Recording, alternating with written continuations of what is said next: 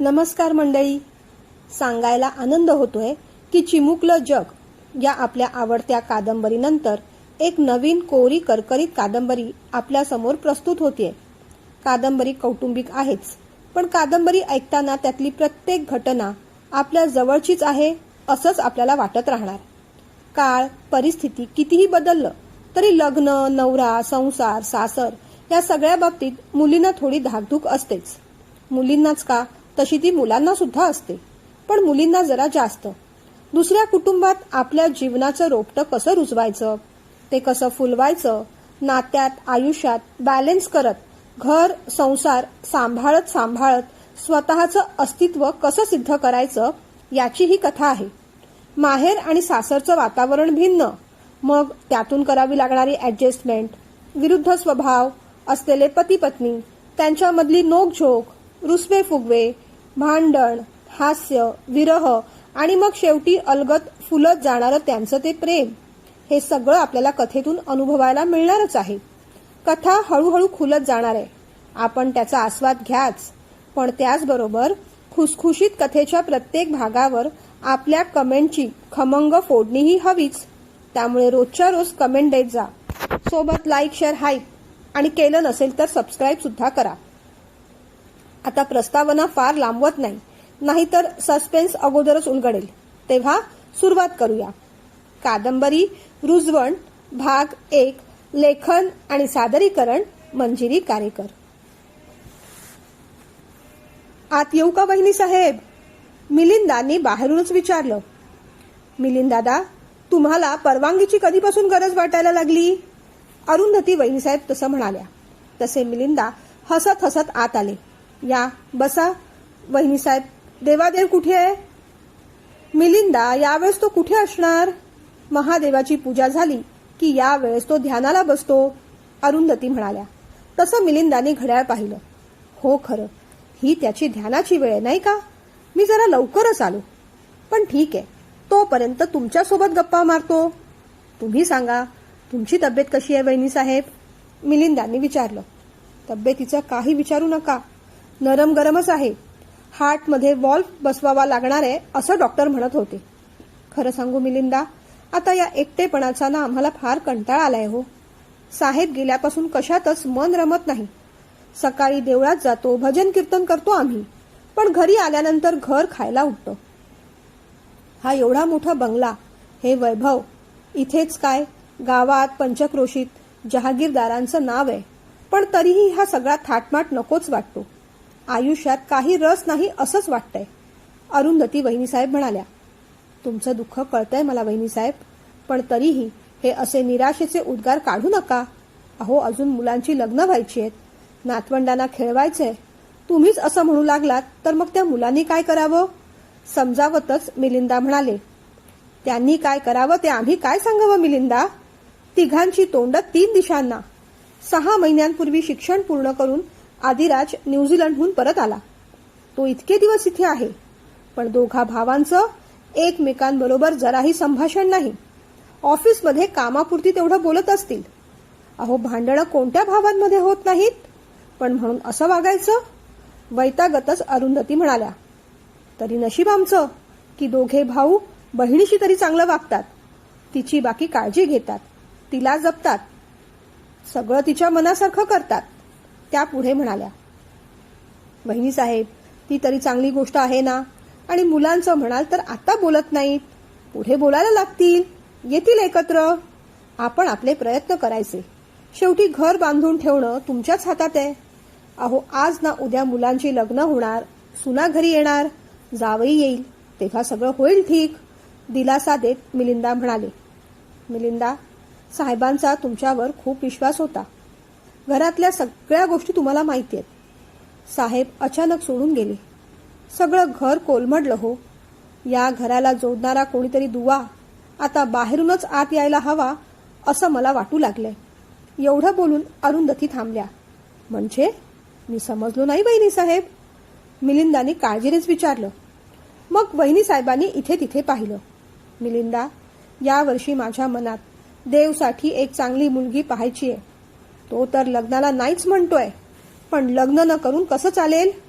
आणि लग्न न करण्याची काही खास कारणही नाहीत. याचं कुठे प्रेम नाही की याला संन्यासही घ्यायचा नाही. मी आहे तो बरा आहे, लग्नात वगैरे मला अडकवू नकोस, असं याचं विक्षिप्त बोलणं. मग मला सांगा, मला राग नाही का येणार? अरुंधतीने विचारल्यावर मिलिंदाने मग एक उसासा सोडला. तेही खरंच वहिनीसाहेब, आपला देव ना थोडा हट्टीच आहे. साहेब सुद्धा कित्येकदा त्याच्याशी बोलताना विचार करूनच बोलत असत.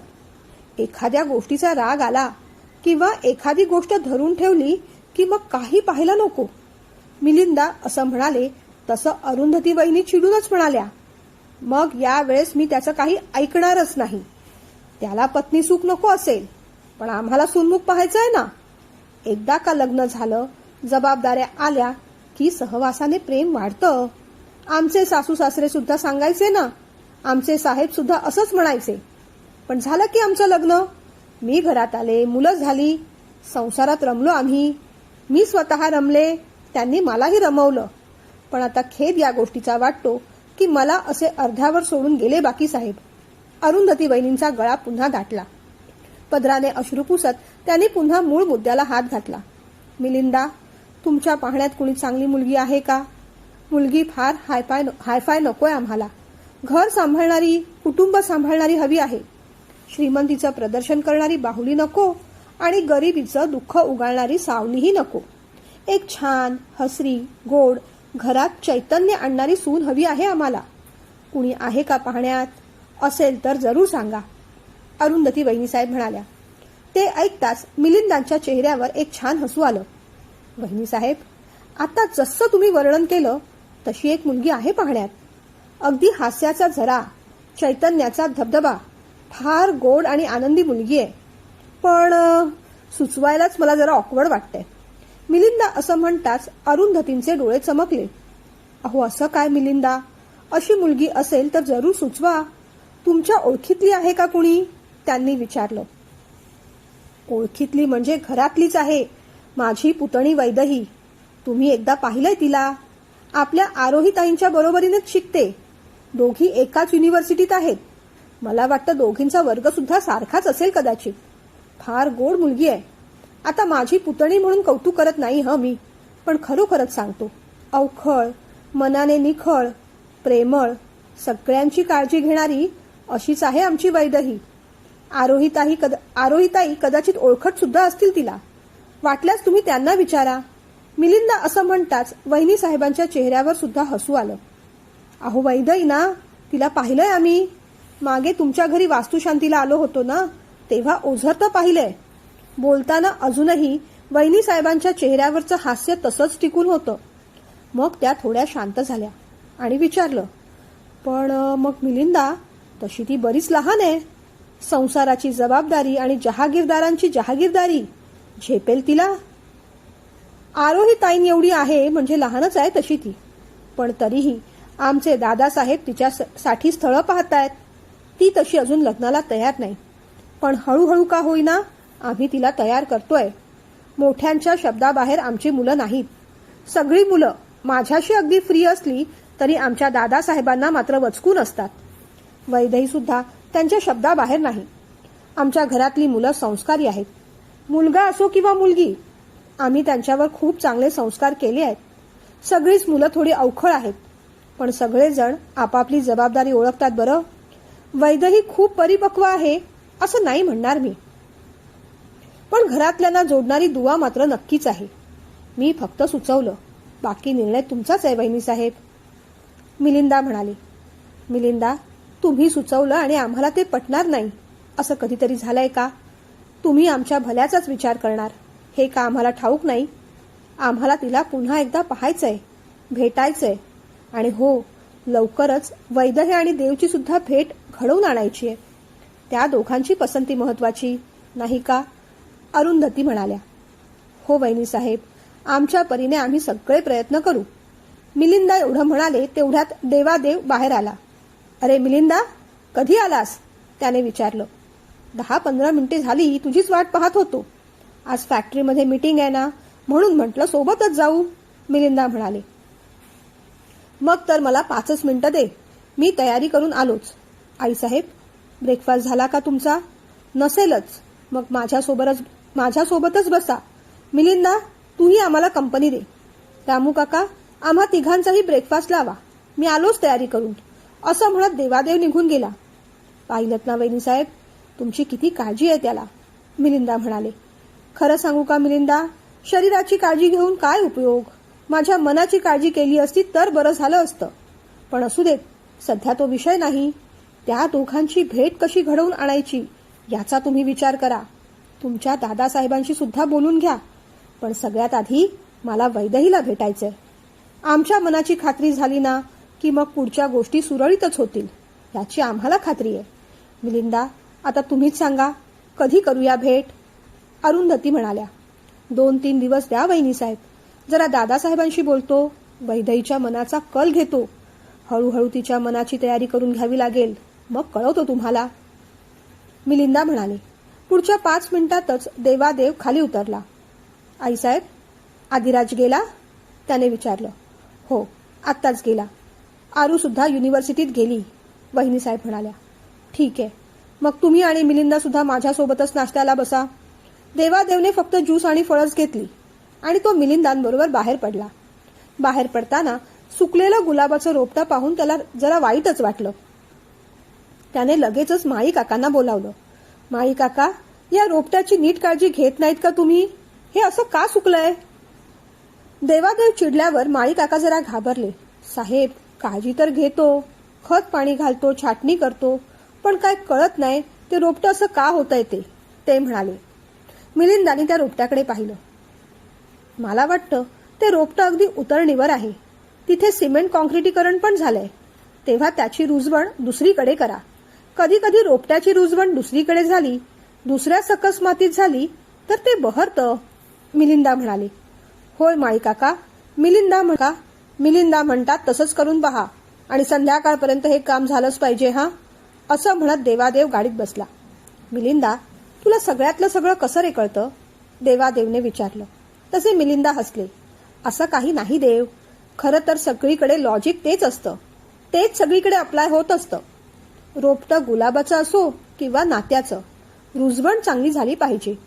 गुलाबाच्या रोपट्याला जशी सकस माती, खत, पाणी, सूर्यप्रकाश आणि कधी कधी त्याच्या काळजीसाठी औषधांची फवारणी लागते ना, तसंच नात्याचं रोपटं, ते सुद्धा फुलायला चांगल्या कुटुंबाची माती, विश्वासाचं खत, प्रेमाचं पाणी, आधाराचा सूर्यप्रकाश आणि कधी कधी शिस्तीची फवारणी सुद्धा करावी लागते बाबा, तरच ते नात्याचं रोपटं छान फुलतं. मिलिंदांचं म्हणणं देवादेवला पटलं. तो हसला आणि गाडी स्टार्ट केली. वैदेही, आपण दोघी एकाच कॉलेजमध्ये होतो, इनफॅक्ट एकाच वर्गात होतो, पण तेव्हा आपली एवढी फ्रेंडशिप झाली नव्हती ना ग. आणि आता बघ, MSc करताना युनिव्हर्सिटीत का होईना आपली ओळख वाढली, आरोही म्हणाली. हो ना ग, तेव्हा आपली फक्त तोंड ओळख होती, वैदेही म्हणाली. हो, पण आता बरं झालं, येता जाता तुझी कंपनी मिळाली मला. पण वैदेही, अगं आज तुला ड्रॉप करायला मला जमणार नाही हं. एकतर आज मी माझी गाडी पण घेऊन आले नाही आणि दुसरी गोष्ट म्हणजे आज मला माझ्या दादाबरोबर शॉपिंगला जायचंय. पुढच्या महिन्यात माझा वाढदिवस आहे ना, मग त्याच्याकडून महागडे ड्रेस घ्यायचे आहेत.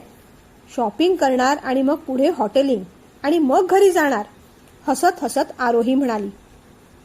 बरोबरच आहे तुझा आरोही. अगं भावांच्या खिशावर बहिणींचाच अधिकार जास्त असतो, निदान त्यांचं लग्न होईपर्यंत तरी. मी सुद्धा सकाळी माझ्या दादाला चांगलंच कापून आले आहे. त्याला म्हटलं मला नवीन मोबाईल हवा. मग दोघी खूप हसल्या. बरं, मी निघू का मग, वैदेहीने विचारलं. तोच गाडी घेऊन आरोहीचा दादा तिथे पोहोचलाच. हे बघ, आलाच माझा दादा, थांब मी ओळख करून देते हा, असं म्हणत आरोहीने वैदेहीची ओळख करून दिली. दादा, ही माझी मैत्रीण वैदेही, आणि वैदेही हा माझा दादा. हॅलो वैदेही, अगदी गोड आवाजात त्याने तिला हाय केलं. मग त्याने आरोहीकडे पाहिलं आणि विचारलं, आरू, आता पुढचा प्रोग्राम काय? दादा, आपण आधी शॉपिंगला जाऊया, मग हॉटेलमध्ये. जसं तुम्ही म्हणाल. आज आम्हाला सुट्टी आहे, तेव्हा आम्ही आमच्या बहिणाबाईंच्या सेवेसाठी हजर आहोत, दादा म्हणाला. बरं वैदेही, बाय हं, आरोही म्हणाली. अगं, तुझ्या मैत्रिणीला पण सोबत घे हवं तर, तुला चॉईस करायला बरं पडेल ना. मग तिथून काहीतरी खाऊया आणि तिला ड्रॉप करू घरपर्यंत. दादा असं म्हणताच आरोहीला त्याची कल्पना पटली. अरे हो, ही चांगली आयडिया आहे. वैदेही, तू पण येतेस आमच्या बरोबर? आरोहीने वैदेहीला विचारलं. नको नको आरोही, मला उशीर होईल ग. घरी पण सांगितलं नाही ना, मी निघते, वैदेही म्हणाली. बरं, पण तुला कुठे ड्रॉप करायचंय? त्याने विचारलं. नाही, मी जाईन, ती म्हणाली. अगं ये ना, तुला कॉर्नरपर्यंत ड्रॉप करतो आम्ही आणि मग पुढे जातो. आरोहीने आग्रह केल्यावर ती मागे जाऊन बसली. ती त्या दोघांकडे पाहत होती. दोघा भावा बहिणींची किती छान मस्ती चालली होती. भावा बहिणीचं प्रेम पाहून तिला छान वाटलं. आपलेही दोन्ही भाऊ विशान दादा आणि विराज दोघेही असेच आहेत. यांच्यासारखेच अगदी प्रेमळ, केअरिंग, माझी काळजी घेणारे. कॉर्नर आला तशी ती म्हणाली, बस बस, इथेच गाडी थांबवा, मी उतरते. त्याने गाडी वळवली आणि गाडी कॉर्नरपाशी थांबवली. थँक्यू आरोही, थँक्यू दादा, असं म्हणत वैदेही उतरली आणि घरी निघून गेली. आरोहीने बाय केलं आणि दादाने छान हसून स्माईल केलं. काय मिलिंदा, आज आमच्या आई साहेबांबरोबर बऱ्याच गप्पा झाल्या तुझ्या. आमच्याबद्दलच्या तक्रारींची लिस्ट असेल नाही त्यांच्याकडे? देवादेवने मिलिंदांना विचारलं. नाही रे देव, त्या फक्त त्यांच्या मनातलं दुःख सांगत होत्या, मिलिंदा म्हणाली. ते ऐकताच देव जरा काळजीनेच त्यांच्याकडे पाहू लागला. दुःख? त्यांना कसलं दुःख? त्याने विचारलं. साहेब गेल्याचं दुःख तर आहेच, पण तेवढं बोलून मिलिंदा थांबली. पण काय मिलिंदा, स्पष्ट बोल ना. अरे, तुम्हा दोघा भावांचा अबोला त्यांना सहन होत नाहीये. तुम्ही दोघे सख्खे भाऊ, एकाच घरात राहून तुमची तोंड वेगवेगळ्या दिशेला. एवढं बोलून मिलिंदा पुन्हा शांत झाले. मग त्याला आम्ही काय करायचं मिलिंदा? ज्या दिशेला तो तोंड फिरवेल त्या दिशेला आम्ही सुद्धा आमचं तोंड फिरवून घ्यायचं की काय? देवने रागानेच विचारलं. तसं नाही देव, पण आधी लहान आहे. मुख्य म्हणजे तुला जी समज आहे ती त्याला अजून नाही. साहेब गेल्यानंतर तू ज्या पद्धतीने सगळी जबाबदारी घेतलीस ती वाखाणण्यासारखीच आहे. साहेबांची जागा तू घेतलीस. जबाबदाऱ्यांबरोबर तुझ्या स्वभावात थोडा तापटपणा, रुक्षपणा आलाय. तुझ्याही नकळत बोलताना तू सगळ्यांवरच हक्क गाजवतोयस असं वाटतं रे कधी कधी.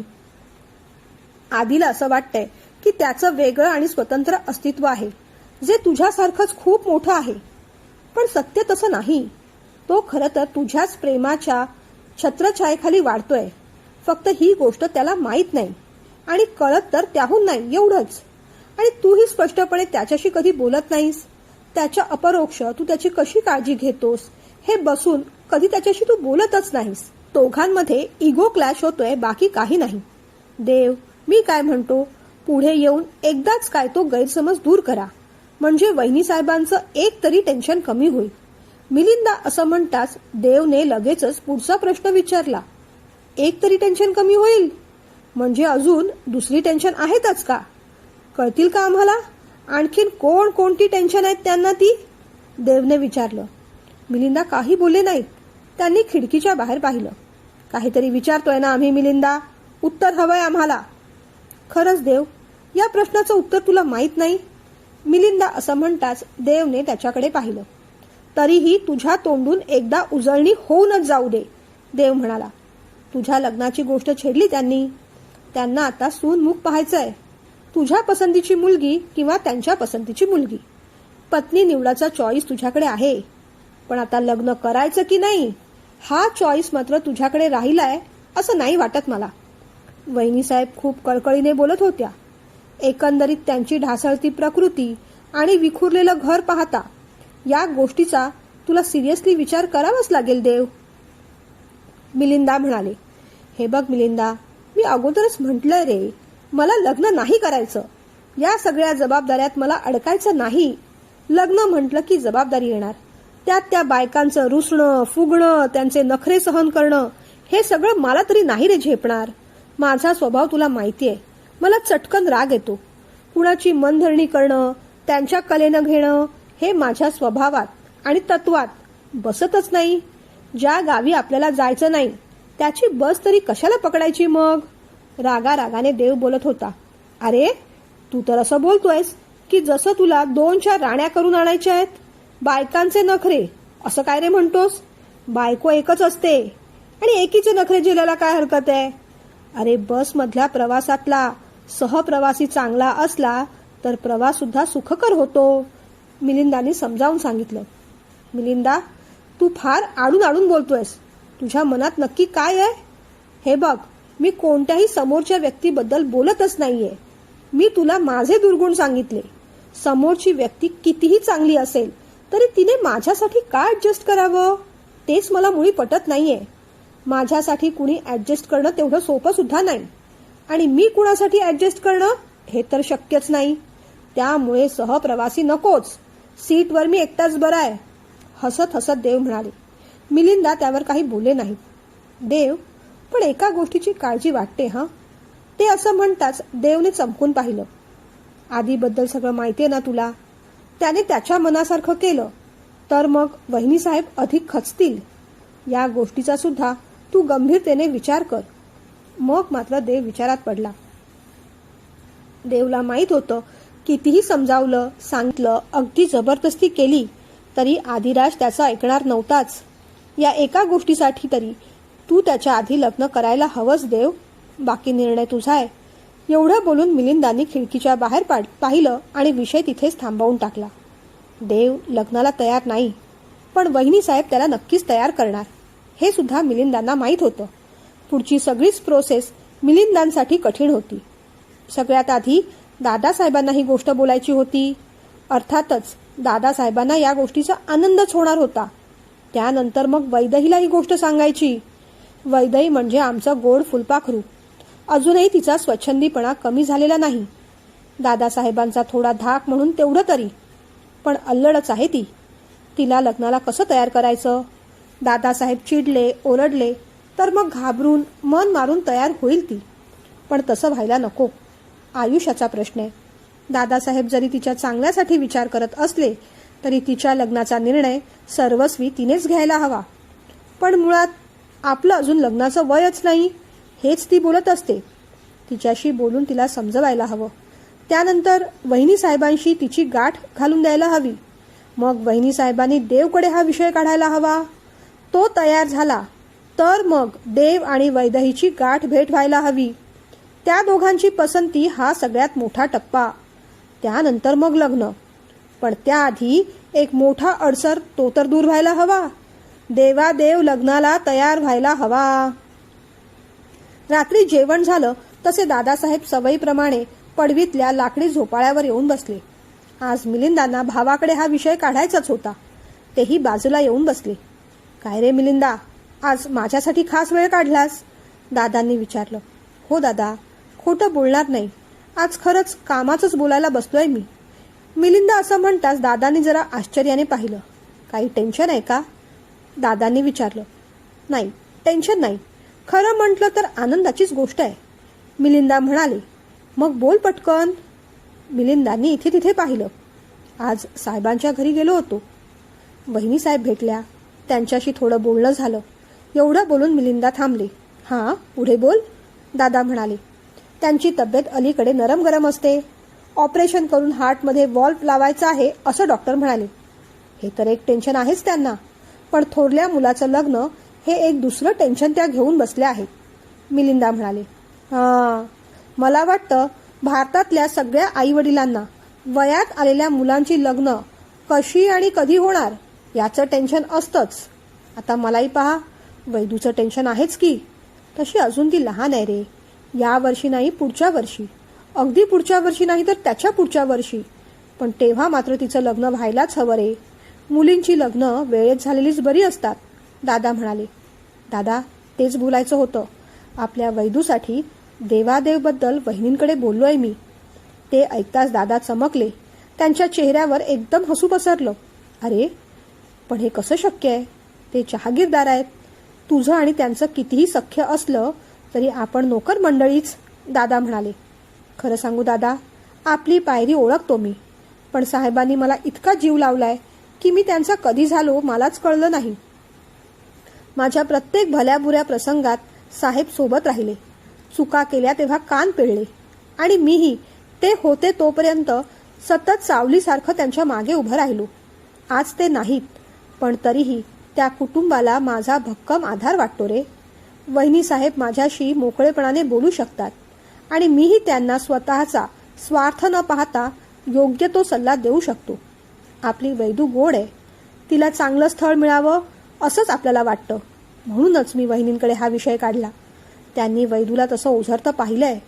माझा प्रस्ताव ऐकून त्यांना आनंदच झाला. पण त्यांना एकदा भेटायचंय तिला, त्यानंतरच पुढच्या गोष्टी होतील. मुख्य म्हणजे देवादेवशी अजून काहीही बोलणं झालेलं नाही. तो तर वेडा लग्नाला सुद्धा तयार नाही. पण वहिनी साहेब त्याला मनवतील, खात्री आहे मला. मिलिंदा म्हणाले तसे दादा चिंतेत पडले.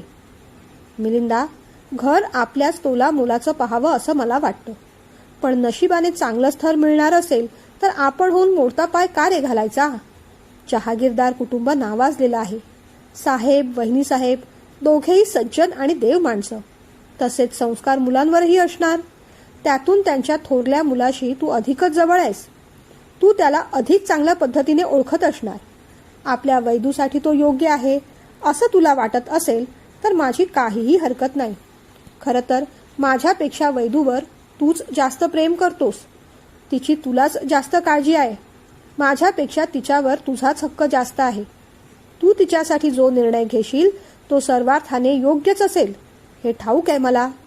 पुढे जाण्यास माझी तरी काही हरकत नाही. तिचं आणि देवादेवचं जुळलं तर दुधात साखर पडल्यासारखं होईल, दादा म्हणाले. आणि दादा, गंमत माहितीये का? देवची धाकटी बहीण आरोही आपल्या वैदूबरोबरच शिकते. मिलिंदानी अधिकीची माहिती पुरवली. किचनची आवराआवर करून दूध फ्रीजमध्ये ठेवायला आलेल्या वैदहीने मिलिंद काकाचं आणि दादांचं बोलणं ऐकलं आणि तिच्या पोटात गोळा आला. लग्न कुणाशी? एवढ्या लवकर? स्वतःशीच ती पुटपुटली. पाय तर लटपटू लागले होते. काकाने तरी ही गोष्ट डायरेक्टली दादांना का सांगितली? आधी माझ्याशी तरी बोलायचं ना. मी त्याला सांगितलं असतं मला इतक्यात लग्न नाही करायचं. मुळात मला लग्नच नाही करायचं. त्या सगळ्या गोष्टींची मला फार भीती वाटते. आपली आणि जहागीरदारांची सोयरीक जुळली तर त्याहून चांगली गोष्ट ती कोणती मिलिंदा?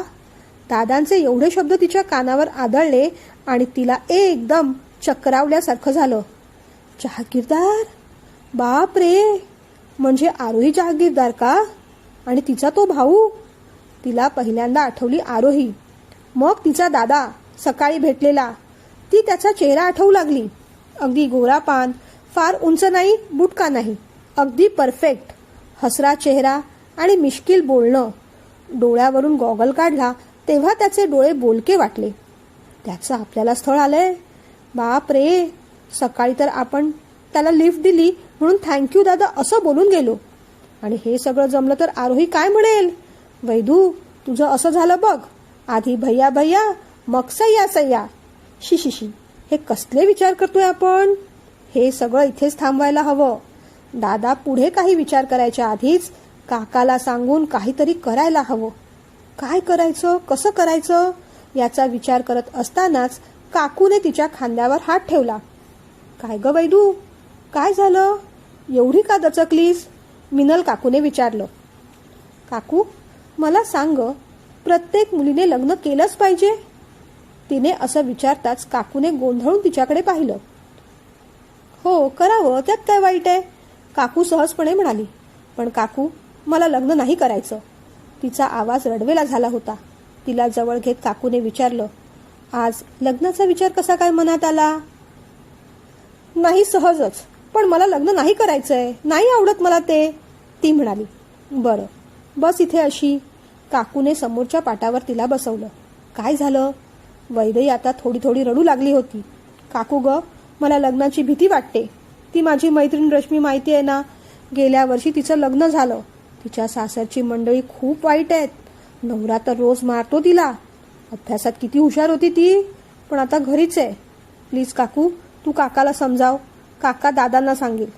नको ना हे लग्न वगैरे, खरंच नकोय ग मला, वैदही म्हणाली. शांत हो वैदू, शांत हो. लगेच कोण तुझं लग्न करायला चाललंय? अजून बराच वेळ आहे त्याला, मिनल काकूने समजावलं. लगेच नाही, उशिरा नाही, नि कधीच नाही. मी लग्न करणारच नाही, असं म्हणून ती काकूच्या गळ्यात पडून रडू लागली. अगं वेडाबाई, एखादीच्या बाबतीत असं झालं म्हणजे सगळ्यांच्याच बाबतीत तसंच होतं असं नाही. लग्न म्हणजे तू समजतेस तेवढी काही वाईट गोष्ट नाही ग. आता आमचंच बघ ना, वहिनी लग्न करून इथे आल्या, मी आले, आमचं कुठे काय वाईट झालं? अगदी आनंदात आहोत आम्ही. तशीच तूही आनंदात राहशील. आपण चांगलं घरदार पाहूनच लग्न करून देणार की नाही तुझं? काकूने तिच्या परीने समजावलं. पण तरीही समजा मी म्हटलं मला लग्न नाही करायचं तर? तिने विचारलं. पण तू असं का म्हणशील? आणि असं म्हणायचं देखील नाही. उद्या विशांतचं लग्न होईल, विराजचं लग्न होईल, त्या दोघांच्या बायका घरी येतील, आम्ही म्हातारे होऊन जाऊ, त्यांच्या बायका तुझ्याशी नीट वागतील न वागतील, मग काय करायचं ग? तुझं हेच माहेर मग तुला उपरं वाटू लागेल. आई वडील असतात तोपर्यंत मुलींना माहेर असतं. भाऊ भाऊजय काय ग, कितीही चांगले असले तरी ते परकेच असतात. योग्य वयात चांगलं स्थळ पाहून लग्न करून घ्यावं. जोडीदार चांगला मिळाला ना की पुढचं आयुष्य सुद्धा चांगलं जातं, मजेत जातं. आयुष्यातलं सुख दुःख मौज मजा सगळं शेअर करायला आपल्याला जोडीदार हवाच असतो. पण मला सांग, हे सगळे विचार तुझ्या मनात आत्ताच कसे काय आले? अगं अजून तेवढी मोठी नाही झालीस तू. त्या सगळ्या गोष्टींना वेळ आहे. निदान 2-3 वर्ष तरी सहजच आहे. तेव्हा आत्ताच भविष्याची चिंता करून रडत राहू नकोस ग. एक खरं सांग, या विषयावर तुझ्याशी कोणी काही बोललंय का? काकूने विचारल्यावर ती काही बोलली नाही. काकूने मग तिचे डोळे पुसले. बरं जा आता झोपायला. काकू असं म्हणताच ती उठली आणि तिच्या खोलीत झोपायला गेली. पण झोप कुठे यायला? सारखं सारखं मिलिंद काकाचं बोलणं आठवत होतं. जहागीरदार त्यांचा थोरला मुलगा, त्याचं आलेलं स्थळ. तिने बाजूची उशी घट्ट छातीशी धरली. आज खूपच रडावंसं वाटत होतं. देवा, मुलीच्या जन्माला कशाला घातलंस? सगळीच बंधनं. 22-23 वर्ष या घरात राहायचं. इथे कुठे सेटल होतोय तर इथले लोक दुसऱ्या घरी पाठवून देणार. मग ती लोक वेगळे बंधनं घालणार. त्यात ती मंडळी ठीक असतील तर ठीक, नाहीतर किती मोठं दुःख आमच्या नशिबात. घरच्यांची सेवा करा, नवऱ्याचे मूड सांभाळा. त्याचा स्वभाव चांगला असेल तर ठीक, नाहीतर कसं व्हायचं? बाप रे. काकू म्हणते लग्न एवढं वाईट नाही, कारण काका किती चांगला आहे. दादा थोडे स्ट्रिक्ट आहेत, पण आईशी कधीच वाईट वागत नाहीत. आईला तर कधी रागवत सुद्धा नाही.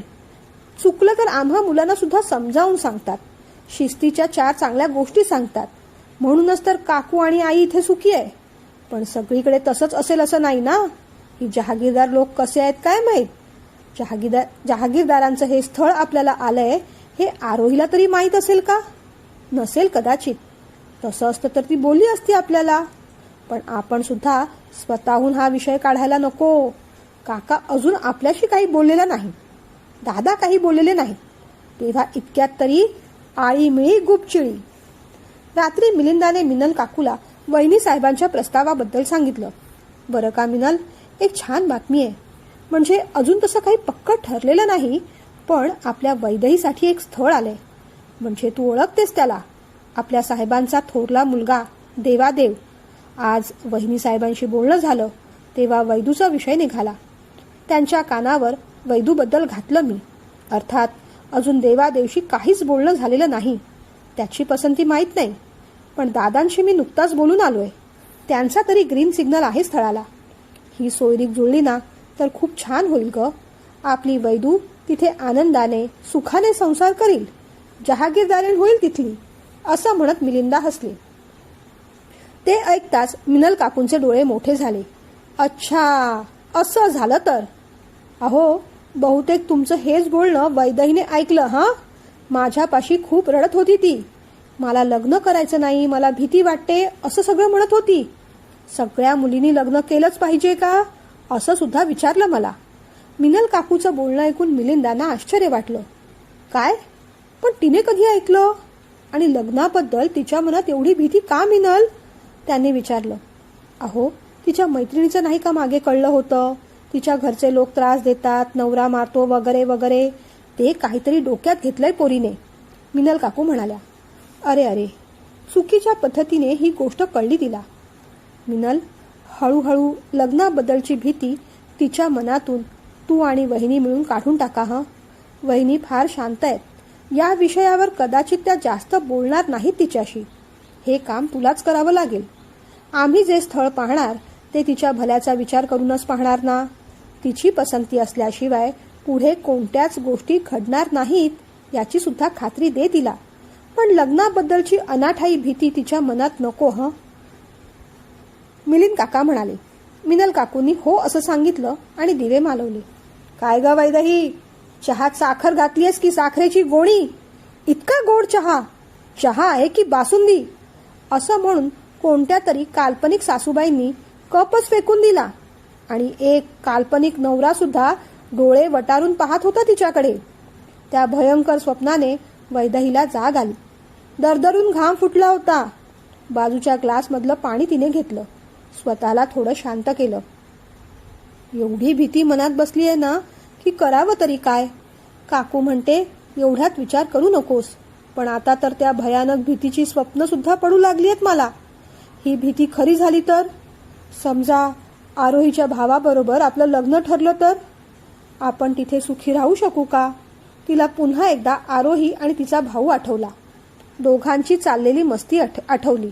चेहऱ्यावर हलकसं स्माईल आलं. तेवढे वाईट वाटत नाहीत ते.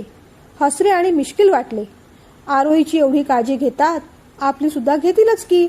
आपण उगीच वाईट विचार करून नेगेटिव्ह व्हायब्रेशन्स या ब्रह्मांडात पाठवतोय. नको नको, आपण असे विचार करता कामा नये. आपण पॉझिटिव्ह विचारच केले पाहिजेत, तरच पॉझिटिव्ह गोष्टी घडतील ना. हे बघ देवा, युनिव्हर्स, आता मी सगळं तुझ्यावर सोपवलेलं आहे. माझ्या मनात कुणाबद्दल चांगले विचार नाहीत आणि वाईटही नाहीत. मी तुला सरेंडर केलंय, शरणागती पत्करलेली आहे. तेव्हा तू काय ते बघून घे बाबा. पण बघताना जरा चांगलं बघ हा. खाष्ट सासू, खडूस सासरे, खरमरीत नणंद, खादाड दीर आणि खडकासारखा हृदय असलेला नवरा नको रे देऊस. या खच्या बाराखडीपासून वाचव मला प्लीज युनिव्हर्स. एवढं ऐक माझं. हे बघ, उद्यापासूनच मी पॉझिटिव्ह अफर्मेशन्स म्हणणार आहे. माझ्या सुखी संसाराचं चित्र व्हिज्युअलाइज पण करणार आहे. पण ते प्रत्यक्षात तुलाच आणावं लागेल ना. तेव्हा मी म्हणते तसंच कर. बाकी तुझ्यावर माझा पूर्ण विश्वास आहेच. तू जे काही करशील ते पूर्ण विचारानेच करशील. माझा विश्वास तू तोडणार नाहीस अशी खात्री आहे मला. पुन्हा एकदा तिने तिच्या त्या देवाला म्हणजेच त्या युनिव्हर्सला मनापासून नमस्कार केला.